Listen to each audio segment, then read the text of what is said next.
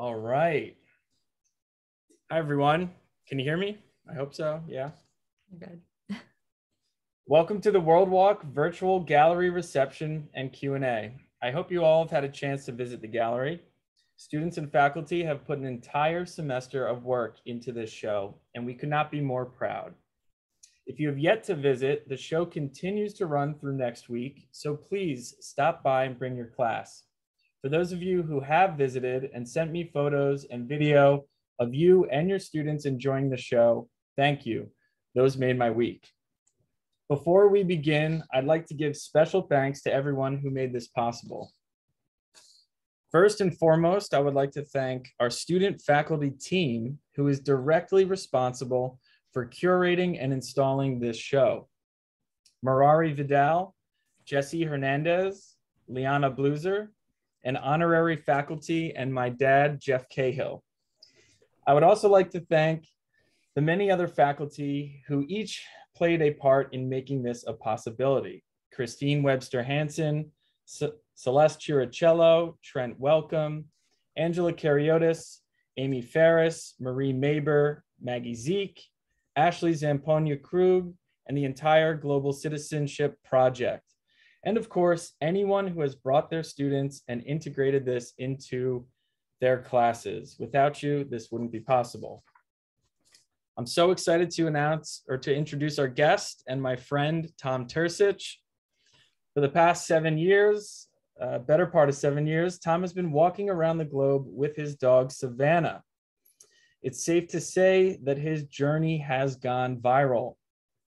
His story has been recognized by media outlets such as Business Insider, Lad Bible, The Dodo, New York Post, The Sun, Metro.com, Yahoo News, AOL.com, the Philadelphia Inquirer, and Newsweek, just to name a few.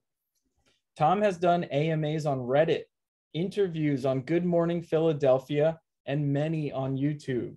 He was featured on the Netflix television show Warren Stories and was this year's speaker at Booking.com's annual corporate event.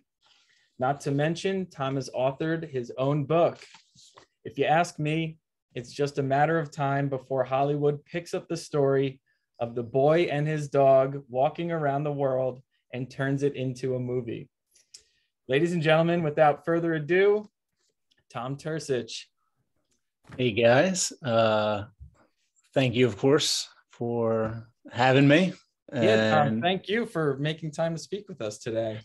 Yeah, I really appreciate you and everyone else putting the gallery together. It's really amazing to see all my photos there, and it was actually a little bit of a trip watching that slideshow because it's very easy to kind of forget all the places I've been and just be sort of in the moment and trying to get across Kansas right now. And it's easy to forget everywhere that's come before. But every photo that you showed brings up some new memory or some old memory.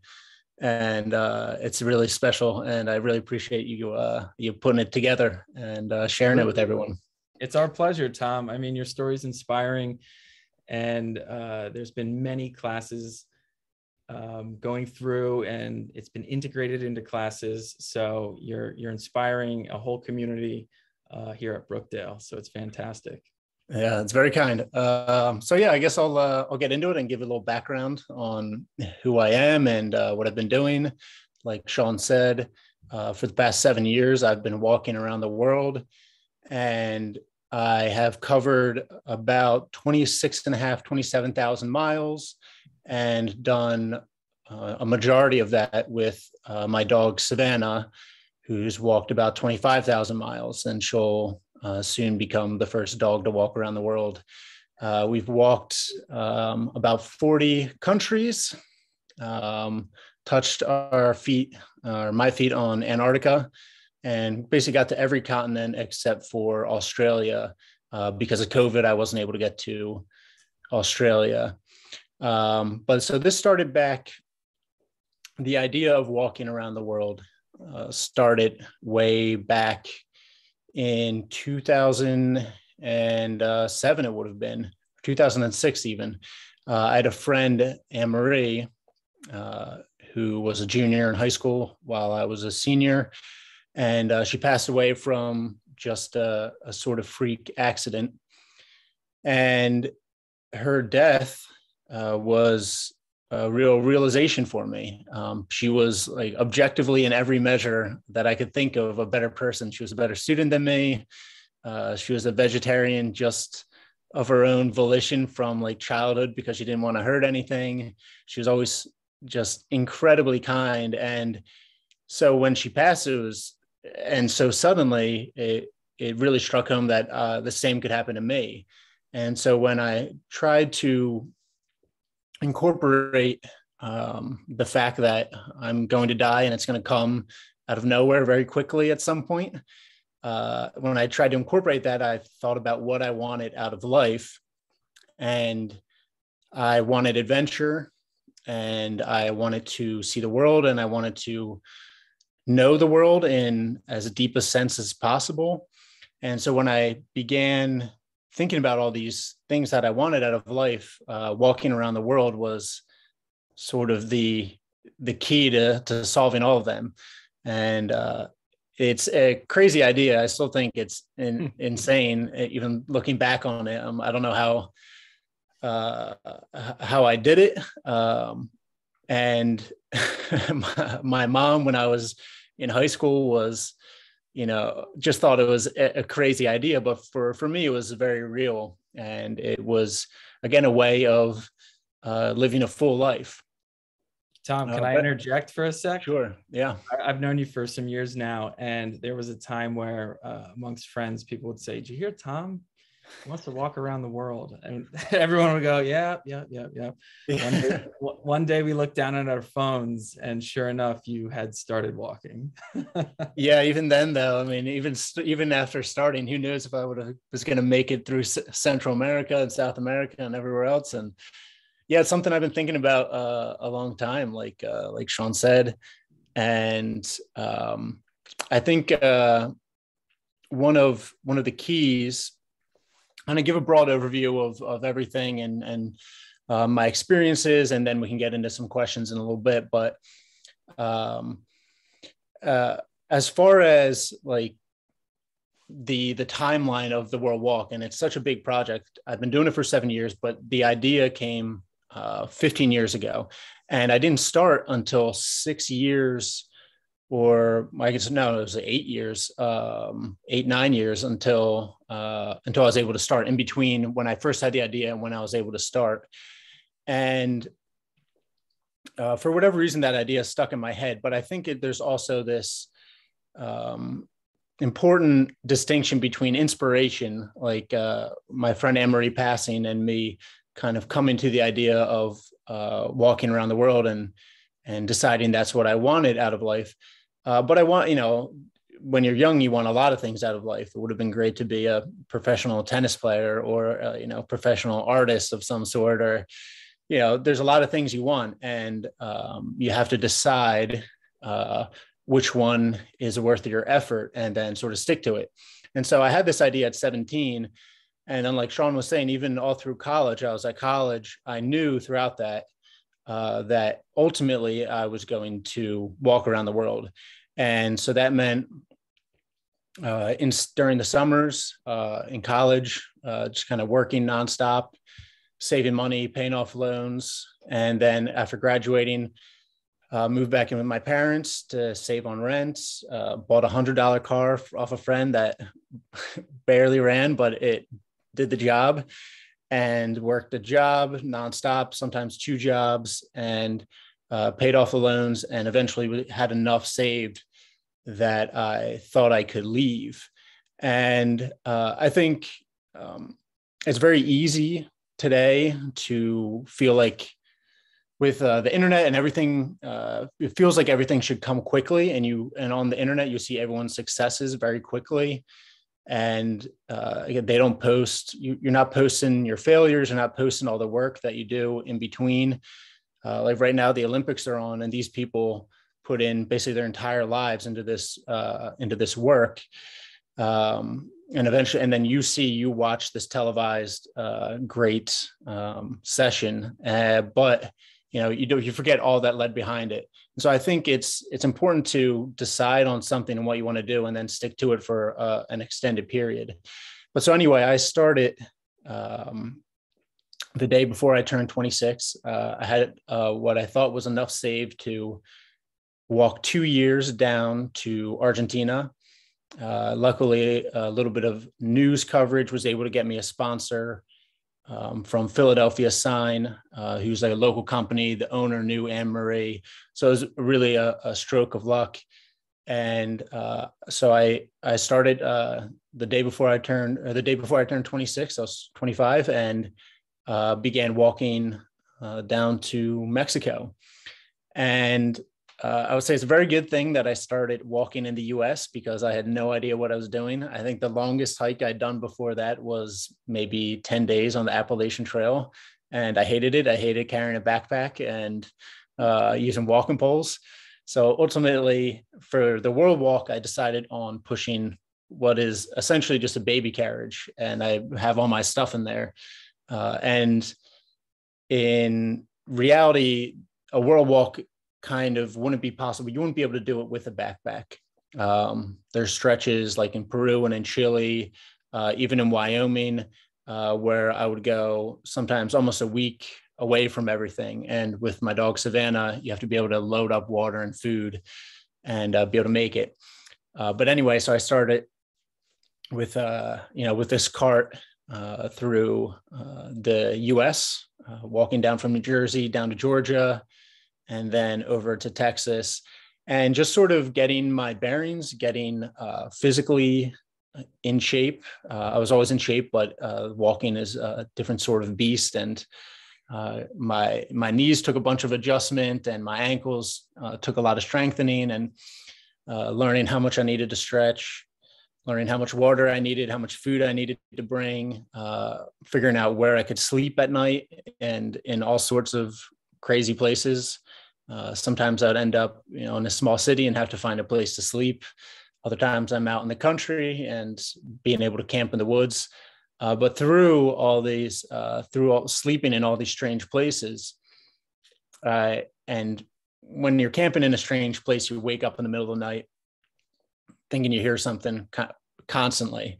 And unless you have a really, really good hidden campsite, it's hard not to wake up from the stress of that.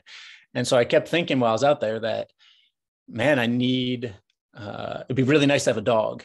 And so when I got to Texas, I ended up staying with my cousins in Austin.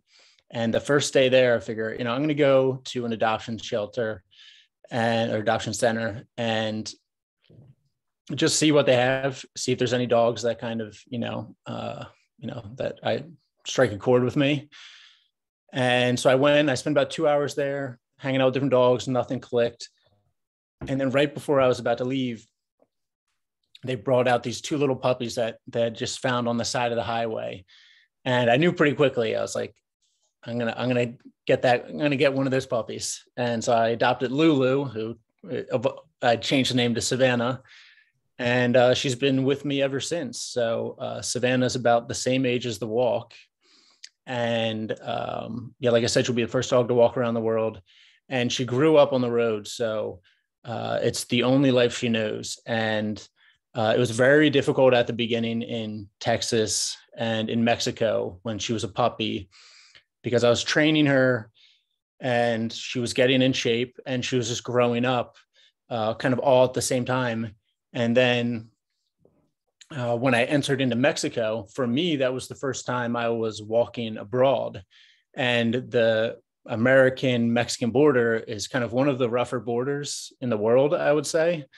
And so even that was just like such a whirlwind. And it was this constant just trying to tread water and stay above water there, with figuring out my bearings, getting by in a language that I spoke somewhat, but not even close to fluently or conversational at the time.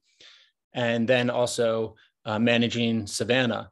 And so I had all these different things coming at once. And I was really glad that I had those 5 months in the US to figure out the basics, at least, of how much water to bring and where to camp and get my body in shape. And the rest of Central America was really a sort of gauntlet in a lot of ways. It's one of the most dangerous. It probably is the most dangerous part of the world, just because there's a lot of drug trafficking and there's a lot of gang violence there.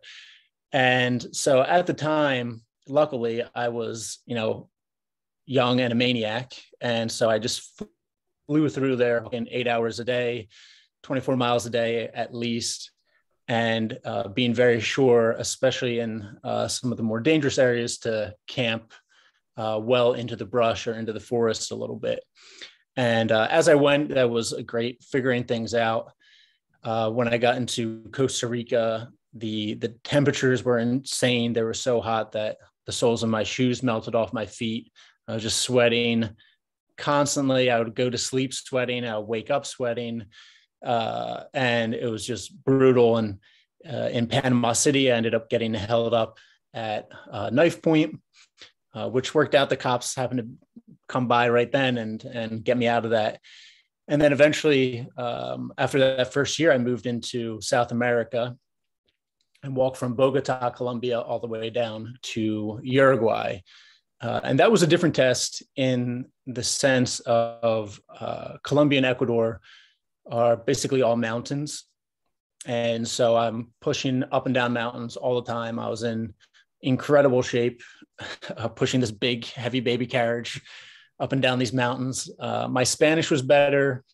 I had a better sense of kind of what it's like being abroad in general, in a very general sense, and of having my eyes sort of adjusted towards different levels of kind of socioeconomic wealth that when you grow up in a New Jersey suburb, you just don't have developed at all. And so I was much better able to discern when I was in an actually dangerous situation versus when I, just was in somewhere with slightly less money, but it was a fine neighborhood.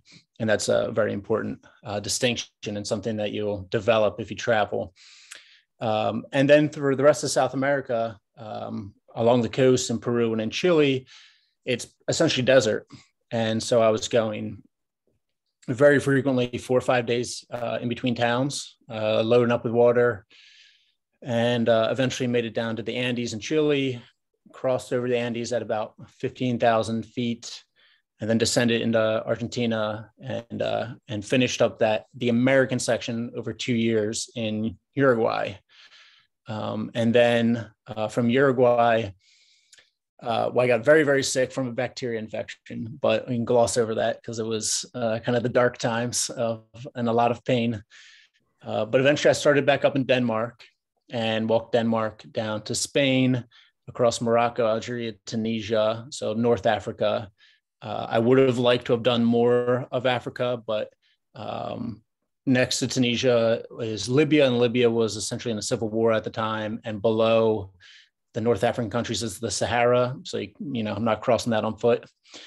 So I went up Italy, and then ultimately like along Turkey or along Europe, the Mediterranean, into Turkey, up Georgia, into Azerbaijan, Uzbekistan, and Kyrgyzstan, and then basically had to stop there because of COVID and pick up back in the US. So that's a general summation of the trip and where I've been. There's obviously much more to that. It's been a 7-year adventure in kind of every sense. I felt probably the whole range of human emotions that you could feel on this.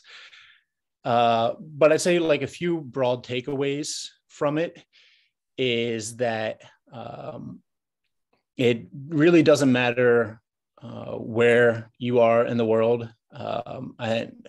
People are the same everywhere.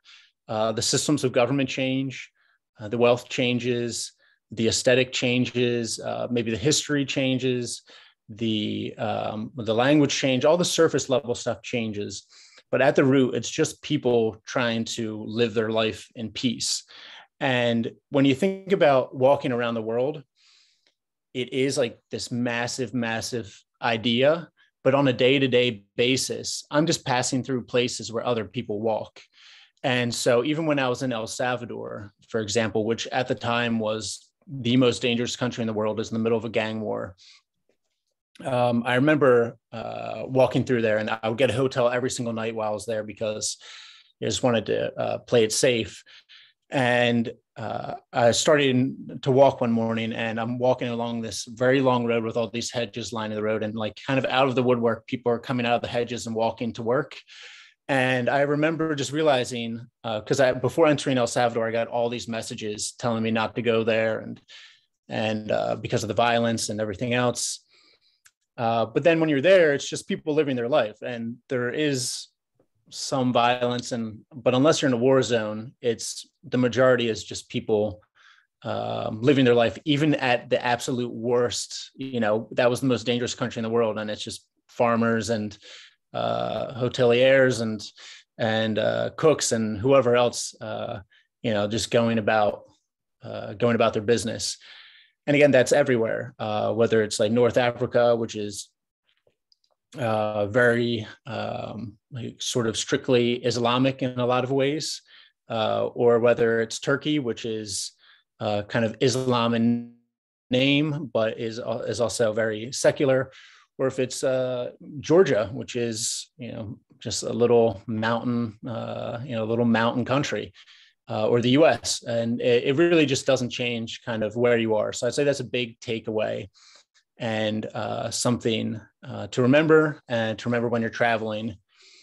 And then the other like large takeaway, I mean, there's many, but a point on sort of globalization and global connectedness scale is, because people are the same everywhere, and that's this lesson that's been driven home to me so many times over and over again. You realize, or I've realized, that really what makes a country different, and there are differences when you cross border to border. Some are more stark than others, like the US and Mexico is a very stark border. So is Ecuador into Chile, or Ecuador into Peru. You're going from the mountains right into the desert, essentially. And so there are like actual differences at that Ecuadorian and Chilean, or the Ecuadorian and Peruvian border. At Ecuador, there's this very developed town, clean water, easy access to food. And then as soon as you cross into Peru, you're in the northernmost part of the country, and there's no running water, there's no bathrooms or indoor plumbing. And so you see this difference, but the people aren't what's different. The difference is like these systems of government, and generally like these histories. And so this is really driven home kind of how much of a difference an effective system makes, whether that's democracy versus an autocracy, or if it's something closer to capitalism or democratic socialism versus, I don't really go through any communist places anymore. It doesn't really exist. But like a closed off country like Algeria, which is basically just protecting its oil wealth, or Azerbaijan, which is kind of doing the same. They have these very closed off countries versus its neighbors, even just over to the east, say Tunisia, or in Azerbaijan's case, to the west in Georgia, which are these very open capitalistic countries. You just see this difference in life quality. And so that's really driven home, again, like people are the same everywhere. What really makes a difference are these systems in place, and are they benefiting the people, and are they making it so they can, live fulfilling lives and find gainful employment and have good healthcare. But that's like I'd say a fairly fairly generic, quick rundown of everything, but we can get into some more details. So if we have any questions or anything, I can go into some detail on those questions. I don't want to take up the whole time just rambling, because I know this is supposed to be a Q&A. So we can dig into those. Sure. We are going to open this up to Q&A. And so if anyone in here has a question, we're going to use the raise hand feature at the bottom of Zoom. If you use your mouse, you should be able to click the raise hand button, and that will let Liana and myself know that someone has a question, and we will grant you the access to talk. So if you have a question, feel free to hit that button. I'd like to start things off with a question for Tom. Tom, the first question I want to ask directly relates to this year's Global Citizen Project theme of transcending borders and divisions. I noticed when you returned back to America, there was a dichotomy in your posts. There were many posts about how excited you were and how much you love this country. But then there were also so many posts about the issue you ran into with fenced off land and the amount of sheer fences there were, which got in the way of your being able to find a spot to camp, essentially, and to sleep. I wanted to ask, do you see this as a reflection of American ideals in any way? And how does that compare to the rest of the globe for you? Yeah, that returning home was sort of like reverse culture shock. I'd been away for so long that when I finally returned home to the US, I'm looking at everything with new eyes. And one of the great benefits of traveling is that you get to see the ways in which another country does something better than your own country, or maybe does something worse than your own country. And there's about a dozen countries that have right to roam laws, which are basically that the common man, this common citizen, has a right to roam wherever he wants in the country. And this kind of takes the form, Scotland is a good example of it, but it sort of takes the form of, there's still fencing around someone's farm if they have, say, like a large cattle ranch or something, but there has to be a certain amount of gates every so often, and they have to be unlocked. And in practicality, that's what happens. And there's just a sign that says, please close the gate behind you.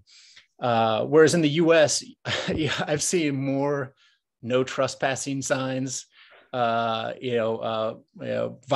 will be prosecuted or shot or whatever else than sort of anywhere in the world. And for me, it's a real shame because, well, I think Americans have this slight paranoia about property and protecting their property, and I think that's amplified with the gun laws as well. And there's a reason in a certain way to be a little more scared, but also like in juxtaposition to like the Native Americans who lived here, who for them the idea of land ownership is just absurd. And they when the US was pushing out and these gold miners were pushing out west and staking off land, and these homesteaders were staking off land, and the government was pushing these treaties onto the Indians to move into reservations. There's a lot of cases where the Indians just like could not comprehend, like, what does it even mean to own land? This is like an impossible, it's just not, it's just a concept, no one can own the land kind of thing.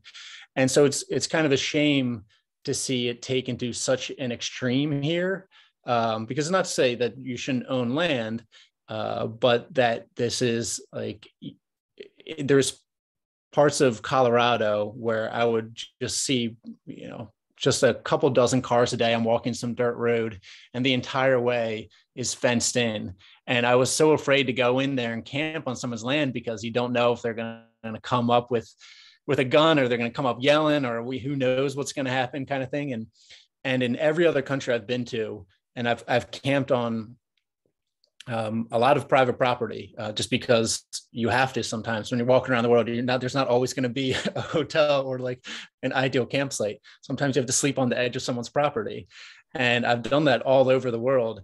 And in every case, invariably, it's always been just either indifference, like, oh, hey, it's just some gringo, it's just some tourist passing through, who cares? Or it's they're like welcoming, and like in Turkey, I had people bring me dinner and stuff like that. So it's just, it's more one of those things where it's like, I've been abroad and I've seen other options, and it's like, there's better options. And so to come back, it's more that frustration. And one of the great things about America is that it's open to criticism. That's like one of the great things I love about America, and I love criticizing it because I want to make it better. And so that's a part of it. That's awesome. It looks like we have a question, a hand up from Eden. Eden, would you like to ask a question? Are you available to unmute? Yeah. Hi, Tom. Hey, Eden. Yeah, it's really good hearing about all your stories and learning about all these different parts of the world. I'm sure you've met like thousands of people. I just want to ask, do you think humanity is inherently good or kind? Um, yeah. Yeah, it's a great question. It's a really good question, something I think about and I have thought about a lot.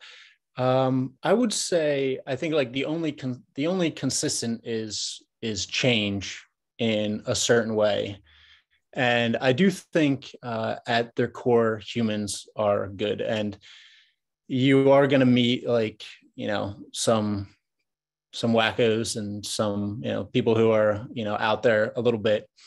But I think on a larger scale, humans are good, especially when sort of like the base needs are met and when there's this sort of interconnectedness. And today, with globalization and with these integrated economies, there's more connectedness than ever. I mean, there hasn't been a large scale war since the 1940s, since World War II. And there hasn't been, I don't think there's been a border changed by a foreign body in the same time. And so I think that goes to show that when you know other people are just people and they're kind of just going about their business. And I think that's more and more common in the age of the internet and with globalization and the ease of travel, that you're not going to go to war because you're seeing the other people as people. And I think that's in our sort of monkey brain, in our sort of tribal brain, it's basically just like expanding the tribe. And as the tribe expands and it gets easier to travel and it gets easier to communicate across the globe, then it satisfies that sort of fear in us. And we can be, I think, like the inherent good creatures that we are. Maybe not inherent, but with like the basic needs satisfied, I'd say we are inherently good. Yeah. All right, Excellent. Thank you. Excellent. Sorry, and I have one last question. Sure. What do you plan to do after? Hopefully write a book, write a children's book, and not travel for like a year and just like have a bed for a year will be really great. Have some walls. Yeah. Yeah. Great questions, Eden. I see Lucy, who I believe we met in the gallery. Lucy, I know you enjoyed your time in the gallery. Oh yes. We met in the gallery, and I love your pictures and the whole story I shared with my friends. I'm from Poland. My friends were planning to go through the Appalachian Trail, and my international students and friends from Polish school. So it's truly inspirational. And I was, when I was looking at your pictures, I already was asking questions, because we have at Brookdale actually students from about 45 different countries. So it's about the number where you visited.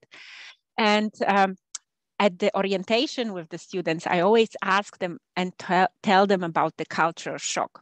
You talked about, and the reverse shock. So you told us about your reverse cultural shock. What was the most shocking for you? Which countries surprised you the most, either positively or negatively? That's my first question. Okay, great. Yeah, it's a really good question. And an answer comes to mind immediately. Like separately, randomly, I had an interview with with a Polish news company this morning out of Warsaw. So it's so funny. But yeah, as far as to your question of culture shock, I would say that the two like negative and positive, not even negative and positive, but there's two countries that are sort of connected for me. The first being Algeria was a lot of culture shock. And it comes from, in general, I'd say it comes more from it being a very closed off country. And so I've been to, I would say Uzbekistan and Algeria are the two closest, where they've been very closed off economically and with like allowing people to travel. And so when you get one of these countries, they kind of like the ideas kind of fold on themselves in a certain way, and there's no sort of release, or there's no injection were less injection of different ideas coming in. And Algeria had also just gotten over a civil war in the 90s that was put down by the dictator in place now, Bouteflika. And so they had this really large security apparatus, and they permit very few visitors in. I had to get a letter of invitation from within the country. And so when I got in there, they basically assigned me a security detail that followed me for the whole 45 days I was there. And so there was this culture shock of, oh my goodness, I was in this very deeply devout Islamic country. And so that was a little bit difficult with Savannah because they're not quite as friendly with dogs as, and like Americans were crazy, like dogs are a religion. And so that was a bit difficult. But then also having this police escort with me that was really nice at first in a certain way, because I'd get into a town and it's like they could give me recommendations or whatever, and they were all very nice. But after a while, I'm like, every time I sat down, I have them looking at me, and it was driving me crazy after a while. Oh, and gosh. So that was difficult. And it was difficult. I don't know if that is so much culture shock related, but also just to see a country that is very closed off, and the like the food you can get. I wasn't getting, you're not getting any international food. I'm not getting anything like that. I think there was 3 ATMs in the whole country where I could withdraw money. So it was a whole cash economy where I had to have, at one point I had to have a friend of a friend drive out money to me because I ran out of money in the middle of nowhere. And so that was like a big shock. And oh yeah, and just, no, that's definitely. Yeah. Yeah. But then so like related, interdependent with that was, so when I was crossing Greece and about to enter Turkey, Turkey has a similar flag to Algeria, which is the Star and Crescent, which for me, coming from America and just not being educated on it, I thought it was, it was like an Islamic symbol, but it's an Ottoman Empire symbol. And so before I was entering Turkey, I'm thinking, oh my gosh, I'm going to go through the same thing again, where maybe they're, not so dog friendly, and I'm going to have a police escort and, all this different stuff. And I ended up getting to Turkey, and it's turned out to be one of my favorite countries in the world. There's an incredible cross current of cultures. There's an incredible transfer of ideas, and this has a fantastic history. And so that was sort of like the positive culture shock, where I was so wowed by a country that I was not expecting to be at all. And it sort of just subverted my expectations. Excellent. Yes, thank you very much. Yeah, thanks for a great question. I think we'll go to Evan next. Evan's been waiting, and then we got 2 more. Hi, Tom. It's nice to meet you. Good to meet you, Evan. Nice to meet you. I'm a student at Brookdale, and I just want to say thank you, because you and your story really inspired me. And also, my question is, what is your biggest fear? My biggest fear is probably death, and that's very motivating for me. It's the sort of thing. For me. I remember as a kid even thinking about it, and I would lay in bed and I would close my eyes so I couldn't see, and then I would cover my ears so I couldn't hear, and I'd lay still and I'd try and imagine what it's like to be dead, but then thoughts come in and you can't think about being dead when you're dead. And so I was thinking about that when I was young. I put those thoughts away for maybe a decade, and then when Anne-Marie died, all that suppressed stuff came flooding back. And ultimately, there's no way around it. That's what you have to, realize. Like, look, we're all gonna die. That's the way it is. So, what are you gonna do with your time here? That's the only sort of answer they can come up with. And, ideally, you are able to live a fulfilling life, something that fulfills, some deeper part of you, and then also that you can create some goodness in the world and contribute to kind of like this little blue spaceship that we're all stuck on together. Thank you. Thank you. Great question, Evan. I think next in line was Yash. Hi, Tom. My name Hey, is Yash. Yash.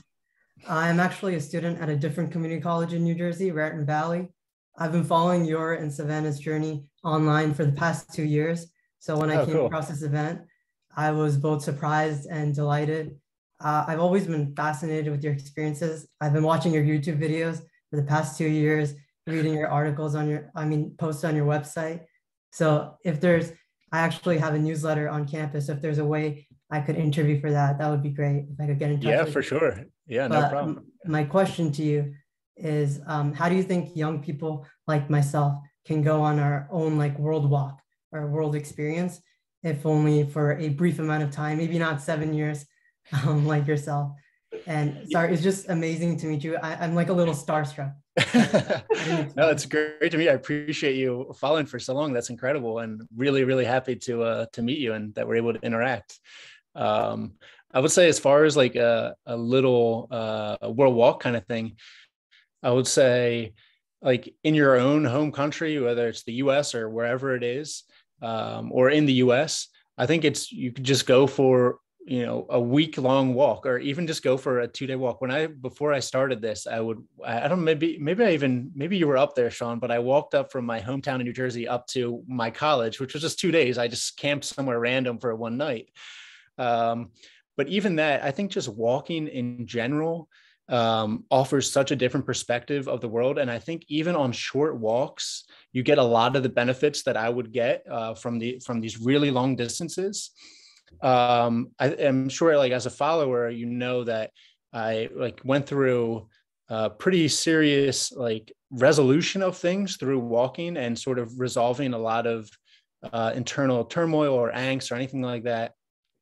And I really contribute that to walking and to seeing the world at a slower, more natural pace, and also being able to reflect on yourself.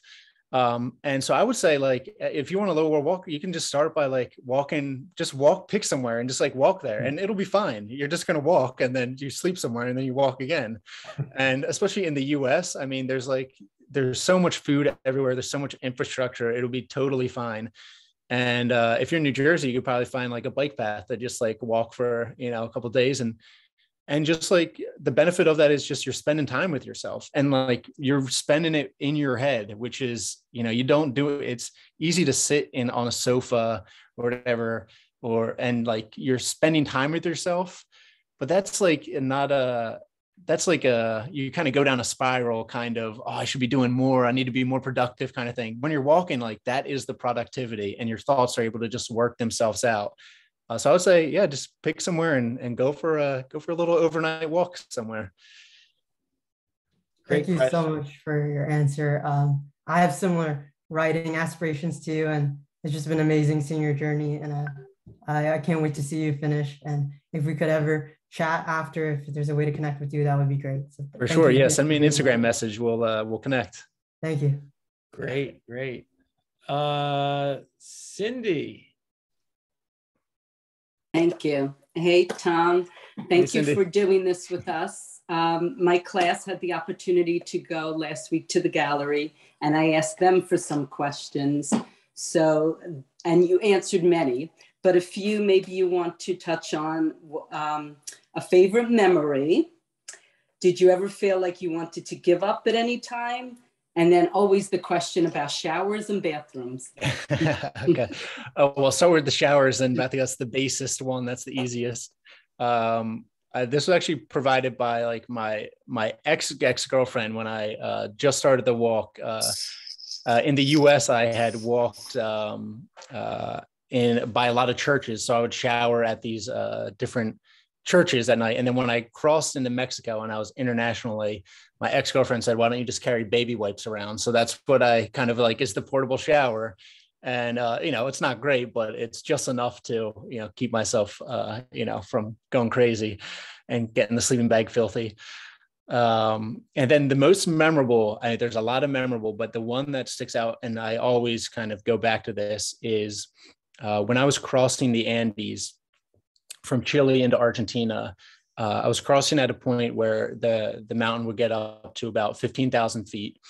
And it was a stretch of altiplano, so nothing around high desert plateau. And so I had to carry enough water to get me through these 5 days. And that first day I had to push up about 9,000 feet. And so this first day I push up and it's insanely physically demanding. And I'm, carrying kind of, my cart is loaded with as much water as it's ever been loaded with. And I'm pushing it basically, like at this very steep slope up into the mountains. And then sleep that first night there. And at that altitude, your body just doesn't heal the same way. And I was in phenomenal shape. But that day before was just so demanding that my body was not healing. And then I'm sleeping in these, a couple more nights pass. It's very windy up there. At night, it gets well below freezing. So I have Savannah in the sleeping bag. In the morning, the tent is all covered in frost and not sleeping great. Eventually, as I am about 20 miles from the Argentinian border, where there's this little outpost, I'm like walking this very snaky little road through the altiplano, and I see this little structure, and it's basically this little metal, it's probably like a gas release kind of pipe, and it's surrounded by fence. So it's super windy. I figure, all right, I'm going to set my tent there. And so I set my tent, tie it up to this fence, and it's crazy windy. I pile my tent like around with sand and just sleep. I slept probably like 3 hours with this wind, the tent slapping my face, and Savannah slept outside. She dug a hole for herself. And I get up the next morning. I have maybe 2 liters of water left. I got 20 miles to this Argentinian town, and I load up my cart and I start pushing, and my legs just gave out on me, and I fell flat into the sand. And I turned over and laid there, and there was a moment, like a moment of like calculation. We're like, all right, 2 liters of water left. How long can I lay here? There's a little bit of fear kind of thing. But then I knew, okay, I'm going to make it. Like I'll make it. I just need to rest a little bit and I'll get there. And Savannah like laid beside me, and I was just laying there, and there was such satisfaction in, I had pushed my body to its absolute limit, to its real limit, where I had collapsed from exhaustion. And I was, in the Andes at 15,000 feet, as far away as I've ever been, with this, my best friend who I didn't know I was going to bring with me from the beginning. And it was just such an incredible moment to be able to take everything in. And so that's what I always think about when I think about, the best moments of this. Strangely, was at like my most exhausted, but it was really, really incredibly beautiful as well. And then what was your second question again? That's okay. Just, did you ever want to give up? And that almost sounded like a part where you wanted to give up, but yet it turned out to be such a fabulous memory. Yeah. There's never been a point where I wanted to give up. I'd say the closest, honestly, has been returning to the US, because up until now, I've felt like I've had this sort of armor on, kind of, that you have to have when you're abroad, and again on this like very large mission, where it's like, I got to see this through, I got to get home, got to see this thing through. And then when you're abroad as well, just because you're in a different culture, you don't know the language, whatever it is, you kind of have to keep yourself at arm's length, just to not step on toes, and just because you're a foreigner. And so, you don't know it as well. You're not as comfortable as if it's your home country. And so when I finally got home after whatever that 6.5 years, it was like all that, like that protectiveness and that armor that I had been carrying, like fell away. And I was like, oh my God, like what a relief it is to be back, in my own country. And so I'd say this last section has been like mentally the most difficult by far, because I'm so close to the finish line, and like being back home as well, you don't get that same,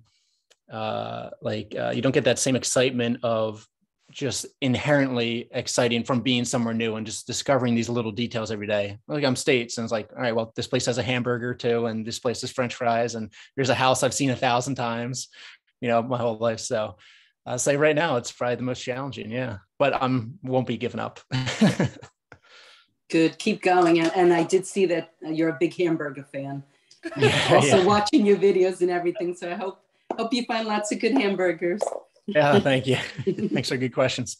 Yeah, great questions. I want to see, Liana, you had some questions. Did you want to ask a question? I did. I have two questions. So my first question for you, you've met so many people along the way, I'm sure, I mean, in these 7 years. And so the term strangers, I'm curious if the definition of the word strangers has changed for you significantly since you've met so many different people throughout this journey.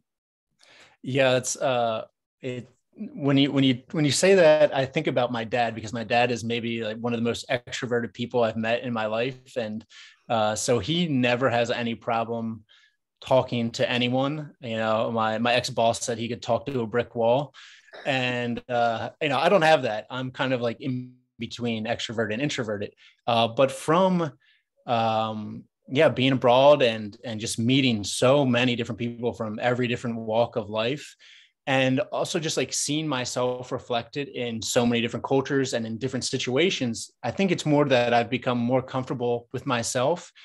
And I definitely don't have, when I was younger, I think I had a little bit more of a fear of strangers, in the sense of like, I don't want to upset them. I don't want to. Now it's like, I know I'll be fine, you know, and it's like, now I'm curious, who is this person? You know, and also I will always just inherently anymore like give them the benefit of the doubt kind of thing, because who knows what situation they're coming from. You know, I've been the one, you know, like, you know, basically asleep on the side of the road. So if I see someone on the side of the road, I was like, well, I've been there. And it's like, I know I'm a good person. So who knows, maybe they're probably a good person. And so it just has given me a lot of more leeway, I guess, with people, and a lot more kind of like generosity with how I perceive like a stranger. You know, it's yeah. Yeah, that I have one more question for you. Actually, what you said kind of ties into my other question. Has your idea of truth, of trusting people, has that changed over time from like when you started till now? Like this idea of, I know you mentioned that some people took you into their homes, or they offered you a meal, and these are total strangers. So you don't necessarily know, am I in danger? Am I not in danger? So has your idea of trusting people changed? I would say it's a very personal thing of trusting someone. One of the most formative experiences on the walk was when I was in Georgia, the state, and I met, I kind of like got into this situation with this really creepy guy that like, it went too far into this situation, and I was like just kind of suppressing every instinct that I had, and just like, oh no, you know, like really like consciously giving him the benefit of the doubt. And I sort of had this realization that that I had just been like so sheltered that, you know, I grew up in this little suburban, very safe New Jersey town, and never developed any sort of ability to trust my guts about someone, and like trust that deeper sense. And also, I think it's something that women develop much younger, and probably all women develop, just because there's, you know, a lot of creepy guys, and you probably develop that at a young age. And it's like, I just hadn't developed that at all. And so I think it's a very subjective thing. And for me, it's something I have so finely tuned now. And also kind of understand that if I don't get a good vibe off with someone, maybe I'm wrong, but who cares? Because I'm going to meet another 100 people up the road that I will trust immediately, and it won't be a problem. So I think it's more like, it's like, I don't trust this person. Doesn't matter. Like, you don't have to put on any niceties, because you're going to meet people later that you will trust immediately. Yeah, those are great answers. I mean, I'm so inspired by your whole story. I mean, even back when I spoke to you quite a few months ago, I remember telling Sean, I'm blown away by, first of all, how humble you are. And second of all, just your insight on life just sounded so interesting to me, the way that you kind of view the world now and the way you were talking about it. So thank you so much for answering these questions. It's really nice. And thank you for the good questions. Great questions. Great questions. We'll go down the line here. I think Rob was next. Yeah. Hi, Tom. I was wondering, do you ever consider walking the road from South Africa to Russia? I think it's like one of the longest walkable roads in the world. Thanks for the question, Robert. I have thought about doing Africa, and I am very disappointed that I wasn't able to walk more of Africa. There's just a lot that goes into it. You need a lot of visas, even as an American, and visas are just slow you down so much that I don't know, I would not be able to handle that. And then also, Africa itself is just a huge continent. It would take at least 2 years to walk. And so for me, it was like 7 years of walking as is enough. As far as if I'm going to do another walk from South Africa to Russia, I'd say that's very, very unlikely. But who knows? Maybe a couple decades on, I'll be going stir crazy and need to scratch that itch again. All right. Thanks for the question, Rob. Great question, Rob. Michelle, are you there, Michelle? You might be muted if you're there. No. All right, we'll go down the line. Ashley. Oh, Michelle's here. Michelle? Oh, it might be, can you hear me? I can hear you now. We'll go to Ashley after Michelle then. Got you. My name is Chelsea. Michelle's my mom and she forwarded it, so that's probably why it's coming up that way. Okay. I'm new to your story. I find it super inspiring. I'm actually hiking with my dog right now, who's my best friend. So that's a place I find peace and sense of self. I was wondering two things. One, what do you listen to? Do you walk in silence or podcasts or music? And then second, what is your favorite memory with your dog? Like, has she led you to meet someone, or she, done a funny anecdote herself? Nice. Thank you for the good questions. What I listen to is, I listen to a lot of podcasts for sure.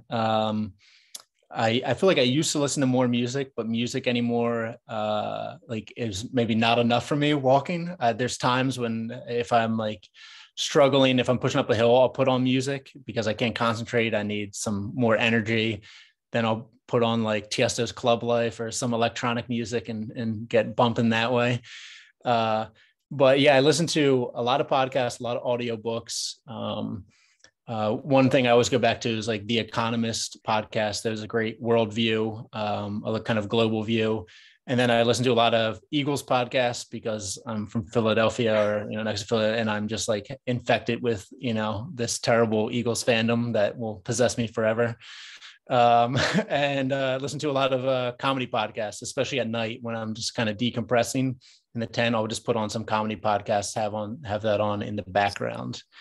And then as far as memories with Savannah, I mean, there's a lot, but I would say kind of the thing I just think about when I think about walking around the world with Savannah is it's almost every night when I'm camped out somewhere and I sit down at the end of the day and I'm so tired and she sits down in front of me and I just see her there and I'm just thinking, oh, this is great. I'm on this adventure with her and it's so great to have her there.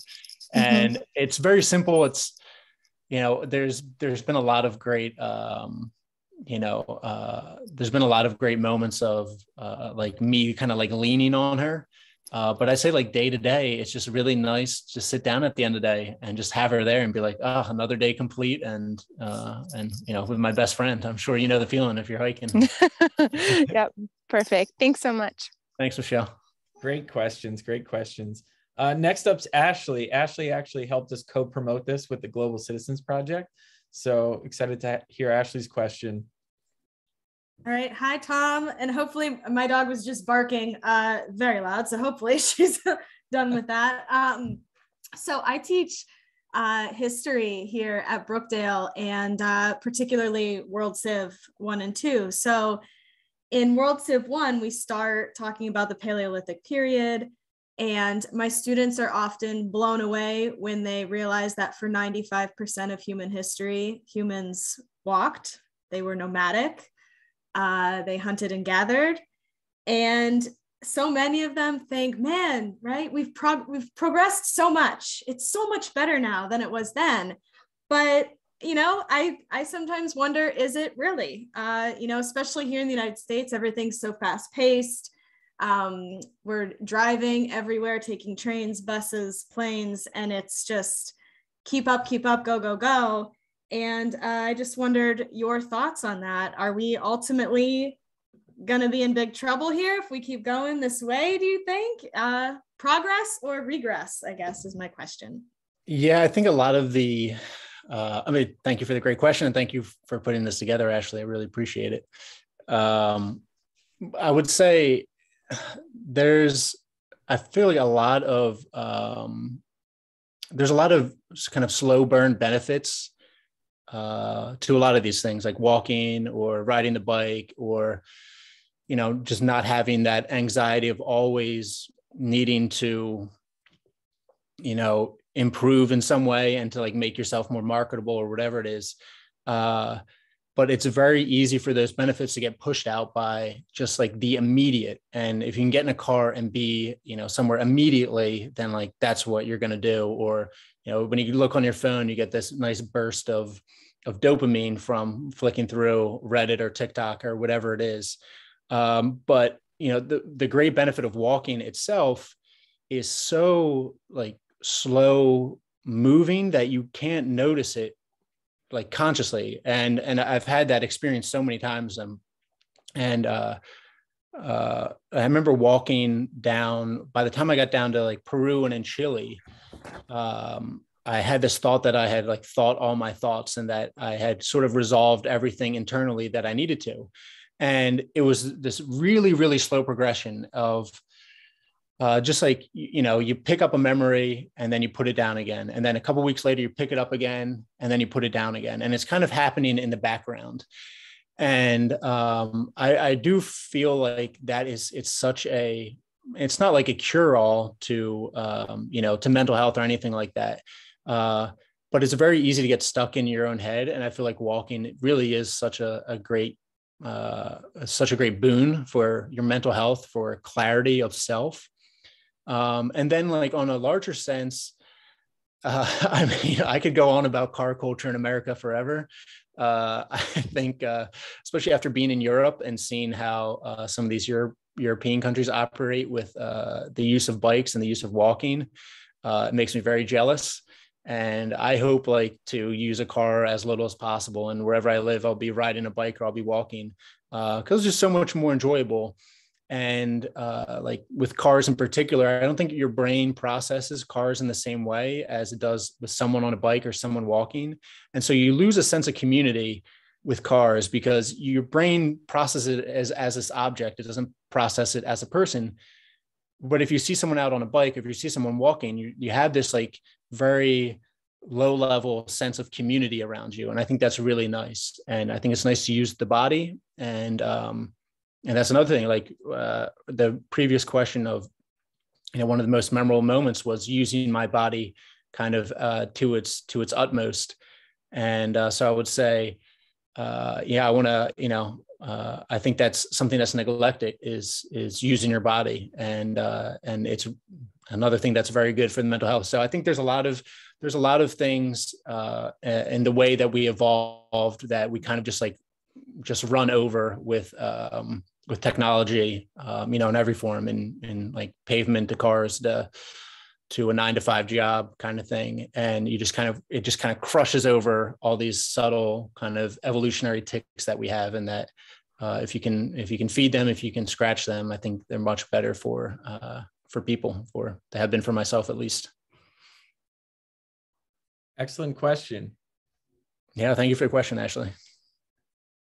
It looks like, we're getting close to the time limit here. So we've got 2 more questions. We'll start with Joanne, and Carlos can end the Q&A session for us. Joanne, would you like to ask Tom a question? Yes, Tom, this is Joanne Hansen. We met in Idaho, and you stayed in our cabin one night near Gibbons. Oh my gosh. I just want to know. I just want to know if you swam in the pond. No, I've swam in colder ponds than that. I swam in a couple in Kyrgyzstan up in the mountains that were freezing, but I could not bring myself that night to swim in that ponds.